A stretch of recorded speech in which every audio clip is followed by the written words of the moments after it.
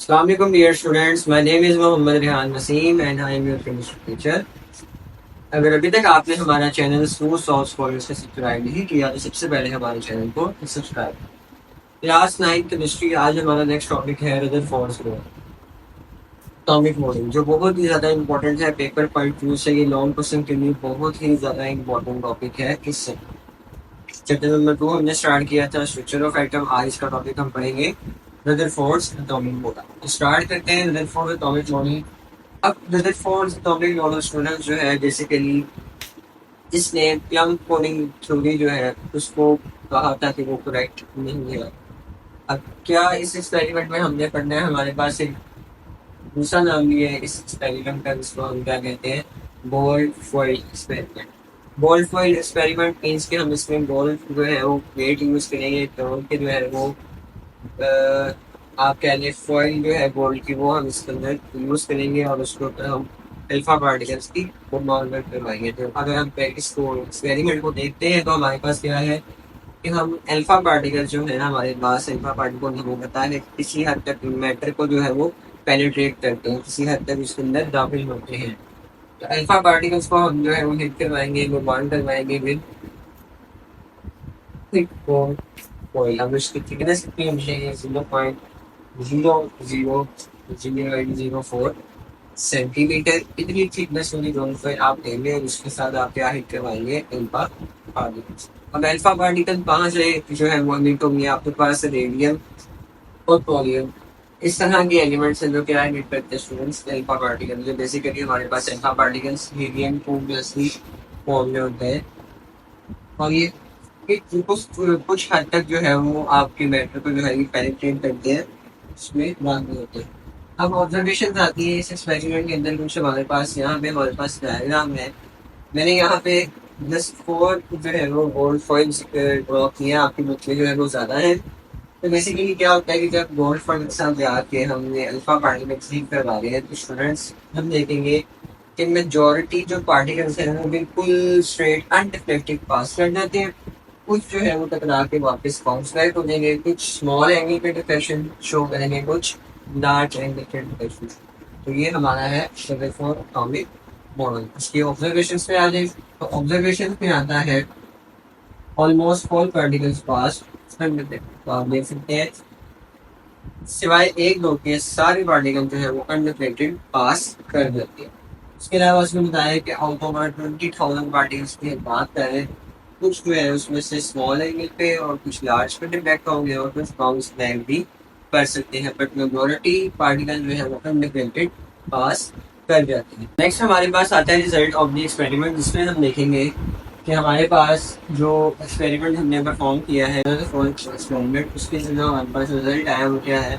दूसरा आपने देखा कि कुछ पार्टिकल्स रिफ्लेक्ट कर जाते हैं, कुछ लार्ज एंगल पे, कुछ स्मॉल एंगल पे, कुछ जो है वो बाउंस बैक कर रहे हैं और कुछ पास आउट कर रहे हैं। तो हम देखेंगे उनकी बेसिस पे क्या इसका रिजल्ट आता है। तो स्टूडेंट्स अगर आपके पास मोस्ट पार्टिकल जो है वो अनडिफ्लेक्टेड पास हो गए हैं, इट मीन्स कि आपके पास जो एटम है उसका वॉल्यूम नियरली जो है वो एम्प्टी है। अगर वहाँ पे कुछ होता तो आपको रिफ्लेक्शन शो होती है, आप बाउंस करते थे। मेजॉरिटी जो एटम का वॉल्यूम है क्या है, एम्प्टी है, क्योंकि बहुत से पार्टिकल पास कर देती है। सेंटर में क्या है, पॉजिटिव चार्ज है, जिस तरह हमने गोल्ड फॉइल यहाँ पे ड्रॉ की थी। तो उसमें क्या था कि हमारे पास सेंटर जो है वो पॉजिटिव चार्ज है, विच मीन्स कि centre is the positive charge, जिसको हम क्या कहते हैं, न्यूक्लियस। अब रिबाउंस क्यों कर रहे हैं, रिबाउंस इसलिए कर रहे हैं कुछ पार्टिकल से जब वो जाके न्यूक्लियस से टकरा रहे हैं तो न्यूक्लियस एक हार्ड है, एक हार्ड स्ट्रक्चर है, उसका हार्ड नेचर है, हार्ड इन नेचर है। जब टकराएगा वो वापस बैक मूव कर देगा।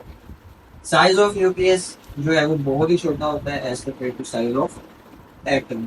इलेक्ट्रॉन आपको पता है न्यूक्लियस के अंदर, तो न्यूक्लियस के अराउंड जो है वो स्पेसिफिक ऑर्बिट्स में रिवॉल्व कर रहे होते हैं। नंबर ऑफ प्रोटॉन्स इक्वल होते हैं नंबर ऑफ इलेक्ट्रॉन्स के एक आपके एटम के अंदर।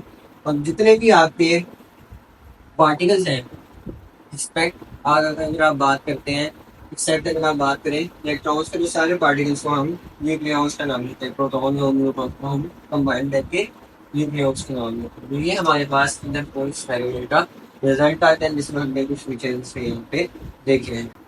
नेक्स्ट हमारे पास है defects of Rutherford topic points. तो इस डिफेक्ट्स में क्या है कि कुछ ऑब्जेक्शंस हैं इसकी, जो इसमें चीज़ें जो है वो करेक्ट यहाँ पे नहीं बताई गई। कुछ साइंटिस्ट जो है इस मॉडल को जो है वो सेट नहीं करते, वो कहते हैं मॉडल परफेक्ट नहीं है। इसके रीजंस क्या है, कुछ पॉइंट्स इसके यहाँ पे हमारे पास डिफेक्ट्स हैं उनको हम यहाँ पे देखते हैं वो कौन से हैं। फर्स्ट ऑफ ऑल आता है कि इलेक्ट्रॉन्स जो है वो एमिट और रिलीज कर रहे हैं एनर्जी, क्योंकि इलेक्ट्रॉन जो है वो नेगेटिव पार्टिकल है। अब वो कॉन्टिन्यूसली जो है वो यहाँ एमिट करेंगे एनर्जी या रिलीज करेंगे, तो ऐसा होगा कि वो फॉल करके किस में गिर जाएंगे, न्यूक्लियस में। तो साइंटिस्ट जो है वो इस चीज़ को जो है वो कहते हैं कि अगर फॉल टॉपिक मॉडल में ये पॉइंट जो है वो इसका डिफेक्ट है। नेक्स्ट पॉइंट में, अब चूंकि कॉन्टिन्यूसली एनर्जी रिलीज हो गई, एमिट हो गई, तो आपके पास क्या है, लाइन स्पेक्ट्रम ऑब्जर्व होगा।